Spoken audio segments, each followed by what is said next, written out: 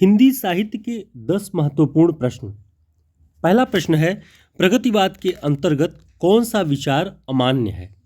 Option है यथार्थवाद, रूपवाद, पदार्थवाद, समाजवाद। इसका सही उत्तर है रूपवाद। रूपवाद प्रगतिवाद के अंतर्गत अमान्य है। मान्य क्या क्या है?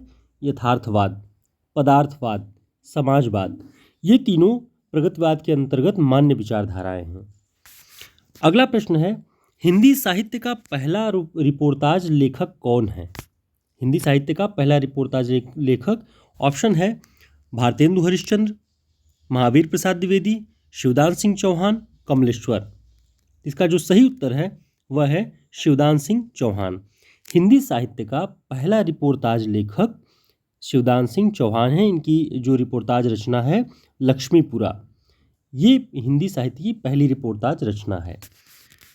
अगला प्रश्न है, द्विवेदी युग की कविता की प्रमुख प्रवृत्ति क्या रही है? ऑप्शन है उपदेशात्मक एवं इतिवृत्तात्मक, प्रकृति चित्रात्मक, नवजागरण परक, नारी चेतनात्मक।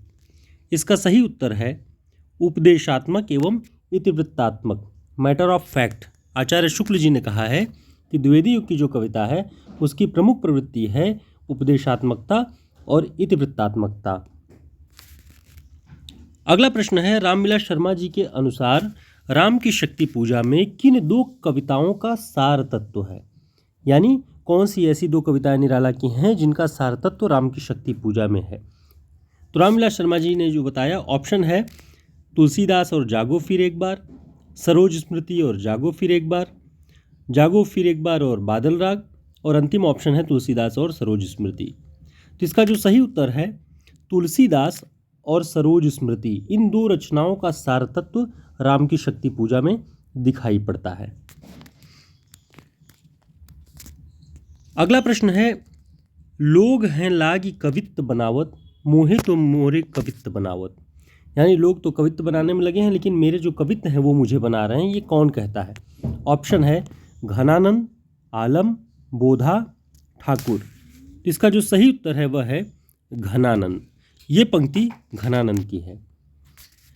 अगला प्रश्न है, आचार्य रामचंद्र शुक्ल किसके काव्य का विवेचन करते हुए चकपकाहट शब्द का प्रयोग करते हैं? ध्यान दीजिएगा, किसके काव्य का विवेचन करते हुए चकपकाहट शब्द का प्रयोग करते हैं? ऑप्शन है जायसी, कबीरदास, घनानंद, सूरदास। इसका जो सही उत्तर है सूरदास।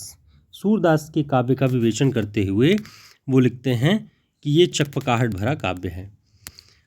अगला जो प्रश्न है, भरत मुनि ने किन 4 अलंकारों का उल्लेख किया हुआ है? तो वो 4 अलंकार जिनका उल्लेख भरत मुनि ने किया है, उपमा, रूपक, यमक, दीपक। आप इसे चारों को याद कर लीजिए। इन चारों अलंकारों का उल्लेख भरत मुनि ने किया है, उपमा, रूपक, यमक, दीपक। भ्रमर गीत सार में किन अलंकारों की प्रमुखता है? सादृश्य मूलक अलंकार। भ्रमर गीत सार सूरदास जी का, उसमें सादृश्य मूलक अलंकार दिखाई पड़ता है प्रमुखता से। विनय पत्रिका में तुलसीदास की भक्ति किस प्रकार की है? तो विनय पत्रिका में तुलसीदास जी की जो भक्ति है वह सख्य प्रकार की है। वहाँ सख्य भाव से वो आत्मनिवेदन करते हैं प्रभु श्री रामचंद्र जी से। अगला पॉइंट है, श्रद्धा को कामायनी क्यों कहा जाता है? जयशंकर प्रसाद जी की जो कामायनी है 1935 ईस्वी में, उसकी जो पात्र है श्रद्धा, उसे कामायनी क्यों कहा जाता है? वो काम गोत्र की बालिका है, कामदेव की पुत्री है, इसलिए उसे कामायनी कहा जाता है। अगला पॉइंट है, शुक्ल जी के हिंदी साहित्य का इतिहास जो ग्रंथ है उसका प्रकाशन किस वर्ष हुआ? उसका सही उत्तर है 1929। रामानंद किसकी शिष्य परंपरा में आते हैं? तो रामानंद रामानुजाचार्य जी की शिष्य परंपरा में आते हैं। 3 महत्वपूर्ण प्रश्नों के साथ ये श्रृंखला आप इन्हें रिवाइज कर लीजिए, इन्हें नोट कर लीजिएगा, ये आपके लिए उपयोगी होंगे। धन्यवाद।